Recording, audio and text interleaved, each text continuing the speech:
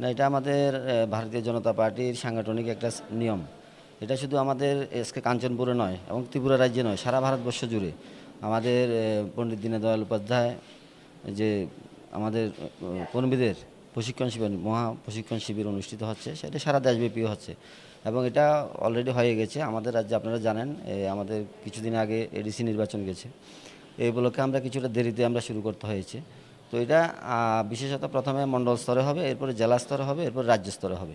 তো মণ্ডল স্তরে আমরা 8টা বিষয় নিয়ে আমাদের যারা ভারতীয় জনতা পার্টির একদম মাননীয় রাজ্যের মুখ্যমন্ত্রী থেকে শুরু করে একদম নিচু স্তরের বুথ লেভেলের বুথ সভাপতি পর্যন্ত সমস্ত কার্যকর্তাদের এটা প্রশিক্ষণ নিতে হবে।